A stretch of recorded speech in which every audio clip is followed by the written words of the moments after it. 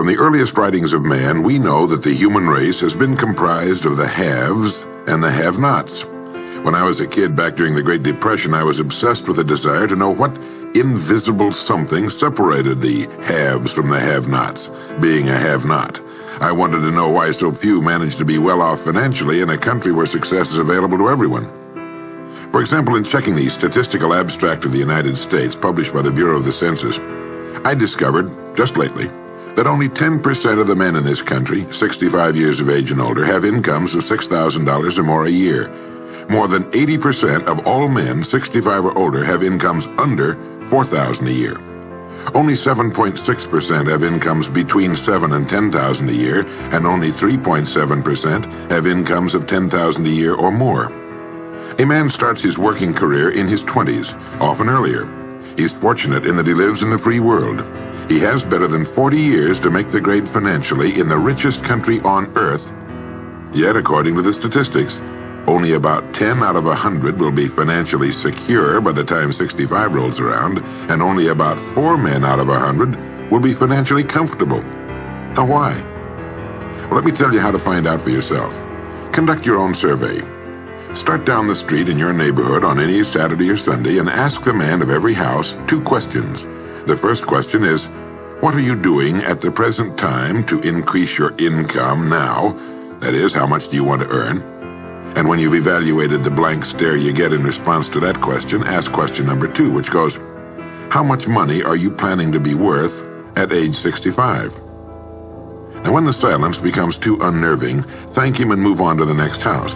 Ask 50 men, 100, 1,000, until you're completely convinced that the reason men don't make more money during their working lives, and the reason men aren't financially independent by the time they're 65, is simply that they seldom, if ever, do any constructive thinking on either subject. It's that simple, unfortunately. The reason it's so easy to earn far more money than the average man earns in this country is that so very few, are going about it the right way. This is a race without enough contestants to bother about. The few who are really in the race can all be winners. Some will finish ahead of the others, but even the man who finishes last in this race will be financially secure. Most people, more than 90%, aren't even in the race. To prove it, ask yourself the 2 survey questions. Up until the time you started listening to this message, what were your plans for increasing your income? How much do you want to earn? And how much money had you decided to be worth by the time you're 65? You see, people who earn large incomes aren't lucky, and they're not crooks as those without money are so fond of pretending, nor are they endowed with more brains or talent necessarily than their friends and neighbors, nor are they privy to occult secrets, and only a very few were lucky enough to have had rich fathers or grandfathers. Most of the people earning the big incomes today started the same way you and I did, and most other people. The only difference between the men who earn big incomes and those who earn small incomes is that those earning big incomes decided to earn more. They're the people who made it their business to earn more. You see, a woman who does not think about baking an apple pie for dinner tonight will never think of looking up the recipe for apple pie. Without the decision for pie, there's no motivation for checking out the recipe. A man who does not think about driving his car to St. Louis, Missouri or Nacogdoches, Texas will never get road maps which show how to get to St. Louis or Nacogdoches. And a man who never decides to earn more money will never think of learning how, of looking up the rules for earning more money. You see, people do what they make up their minds to do. So get rid of the ancient superstition once and for all that people who earn big money are special people, or lucky, or get the breaks, or had money to begin with, or knew someone, or are smarter, or anything else. These are alibis. They can all be disproved 1,000 times. The reason there are so many of these alibis around is that men who fail to make the grade financially are seldom honest enough to just admit that they really didn't try and keep trying. So in order to justify their failure, in order to remain seated, they dream up and pass along these old alibis. We're all self-made, but only the successful will admit it. I once had occasion to visit Charleston, South Carolina. I'd never been there before, so I hired a taxi to drive me around the historic old town. I particularly wanted to see the battery where that famous shot was fired on Fort Sumter. Along this beautiful drive, some of Charleston's oldest and finest homes look out over the bay. I commented to my cab driver on what lovely homes they were, and he said, yes, some of those homes have 40 rooms. And then he thought a moment and he said, and every one of them is owned by a crook.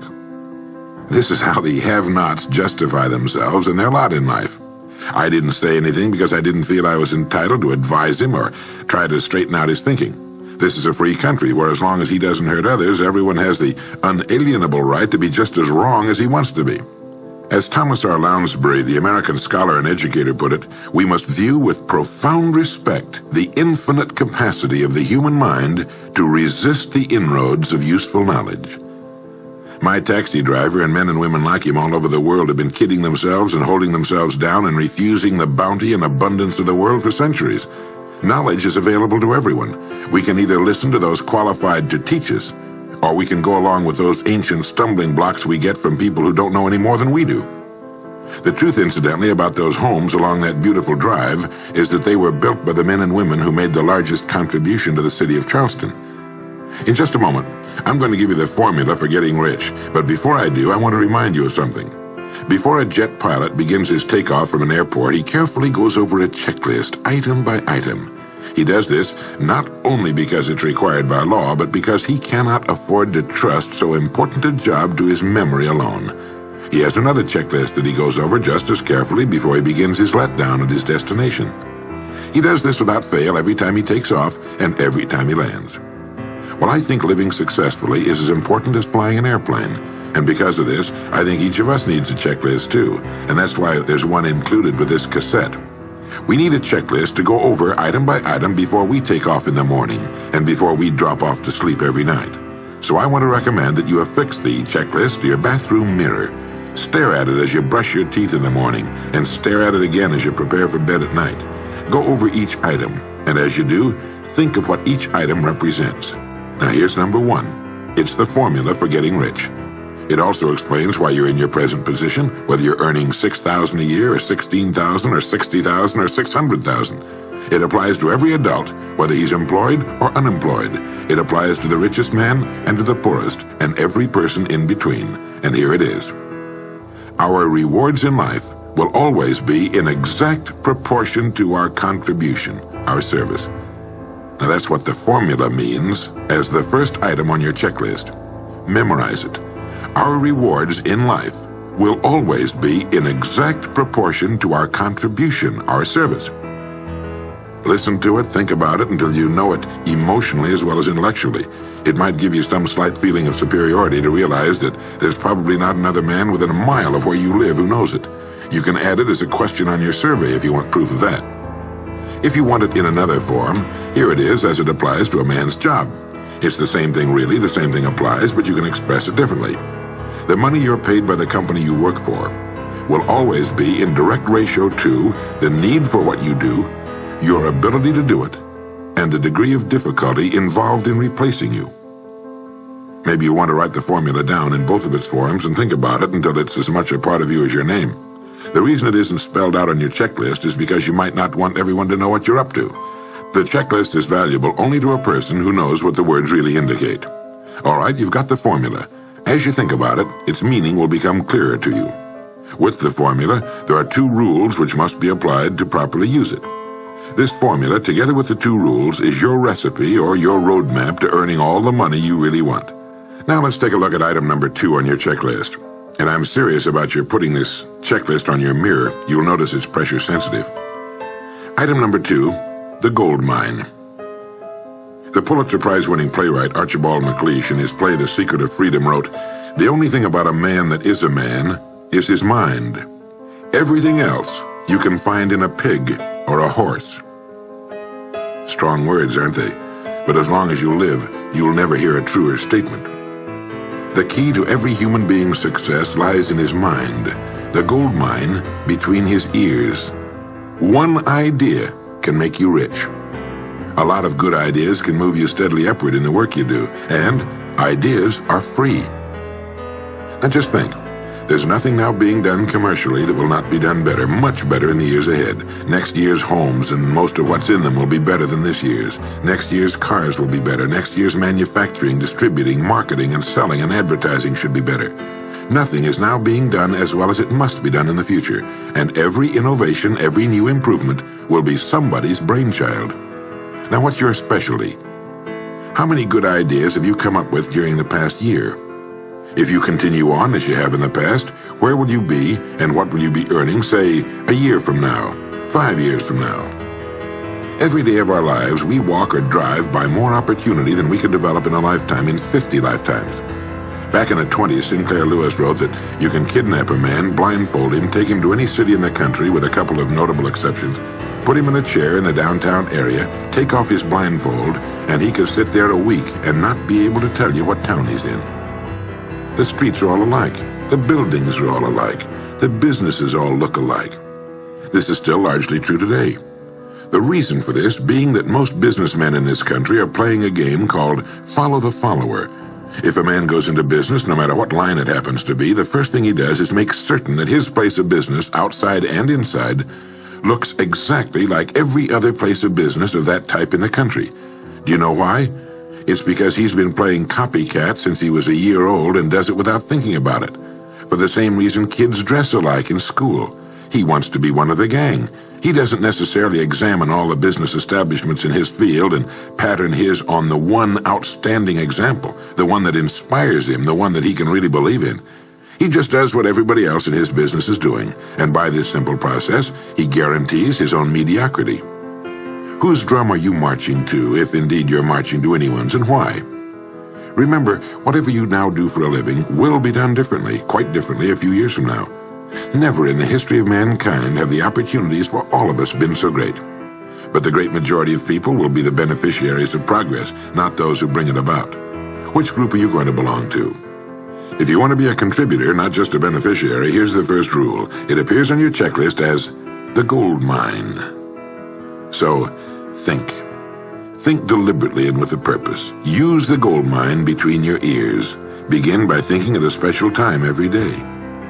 Back during the Depression, a New York lumber dealer was growing rich while other lumber dealers were going broke. When asked how he did it, he said, "Every evening when I get home, I close myself up in a quiet room, sit in a comfortable chair, and ask myself, how will my business be conducted 10 years from now? Then I try to do it now." Instead of competing with every other lumber dealer, which is what they were doing, he was creating. He was doing the very thing man was designed to do, the very thing man does best. A company growing at the rate of 10% a year will double its size in less than 8 years. But a man can improve his effectiveness 50% or 100% a year or more. The experts tell us that every one of us has within him deep reservoirs of ability, even genius that he habitually fails to use. Well, let's begin now to reach into these deep, rich areas of pure net profit and use more of our real abilities. Let's think. Here's the best way I've found to make yourself think. Start getting up a little earlier than you're accustomed to. Right off the bat, this gives you extra time that 95% of the men in this country are not using at all. 1 hour earlier a day gives you 6.5 extra 40-hour weeks a year. But at this time in the morning, take a refreshing shower, dress, get yourself a fresh, hot cup of coffee if you're a coffee man, and then sit down to a clean sheet of paper. At the top of the paper, write your financial goal. Now, this is the amount of money per year you intend to earn soon. Incidentally, you might like to keep this to yourself, too. It's nobody's business but yours. Then, start to think. Think about your goal and what it'll mean to you and your family. Then see how many ideas you can come up with to help you reach that goal. Ideas to improve what you now do for a living. Ways of increasing your contribution to match your income goal. You know, jobs don't have futures. People do. No matter what line of work you may be in, there is within it more than enough opportunity to last a lifetime. You don't have to think of brand new ideas or revolutionary new ways of doing things, although you well might come up with some. Think of ways of improving what is now being done. If you're to increase your income by the amount you've specified, you must find ways of increasing your contribution, your service.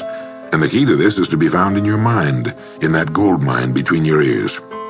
Try for 5 ideas every morning and write them down, and save those sheets of paper in a special idea file. Many, perhaps most of your ideas will be worthless, but some of them will be very good. A few will be excellent, and every once in a while you will come up with something really outstanding. You see, 5 ideas a day is 25 a week if you don't think on weekends. Now that's more than 1,000 ideas a year. One idea can get you to that income you're shooting for. The law of averages swings so far in your favor you just can't miss. Try to develop a sense of expectancy. That is, try to hold the feeling that the goal you're shooting for is a sure thing, and that it's only a matter of time before it's realized. You know, Henry Ford didn't start making cars until he was 45. A friend of mine started a new company at 65. He's still going strong, and his new company has sales of better than $300 million a year. It's almost never too late. Try not to think of things outside of your own line of work or whatever it is you're most interested in. To think well and profitably, you must discipline your thinking. Keep it on course, controlled, keep it in one field, specialize. Now for the final item on your checklist. It appears as the word. And the word is attitude. Attitude has been called the most important word in the language. William James put it this way. He said, "The greatest discovery of my generation is that human beings can alter their lives by altering their attitudes of mind." Now this is something to think about. Can alter their lives by altering their attitudes of mind. It's another way of saying we become what we think about. Look at it this way. Your total environment, if you've been an adult for any appreciable period of time, your total environment is a reflection of you as a person. The house and the neighborhood in which you live, the car you drive, the clothes you wear, the job you do, the people with whom you regularly associate. Your total environment is an exact and merciless mirror of you as a human being. Now, if you feel your environment can stand some improvement, you have only to improve your attitude, and your world will gradually change to reflect the changing person. Here's how to change your attitude. Beginning now, begin to act as would the person you most want to become. Now that is, if you were already in possession of the goal you're shooting for, how would you conduct yourself in all of your affairs? Well, do it now, and tomorrow, and the next day. Begin now to act the part of the person you most want to become, and you'll end by becoming that person. Subtly, in little ways, in the way you dress, in the way you talk, in the unfailing courtesy you show to every person with whom you come in contact, begin to act the part of the person who has already achieved that which you're shooting for. The German philosopher Goethe gave us the secret when he said, before you can do something, you must first be something. When you behave like the person you most want to become, the things that person would have will tend to come to you. It's simply cause and effect. Don't be in too big a hurry. It takes longer to build a skyscraper than a chicken coop. Build slowly, steadily, and well. Then when you make it, you'll keep it. You'll stay on top. Always be suspicious of the so-called get-rich-quick scheme or sudden success. Never forget that word, attitude. It's your attitude toward the people with whom you come in contact that will determine their attitudes toward you. The person with the great attitude toward life and the world is the person other people call lucky.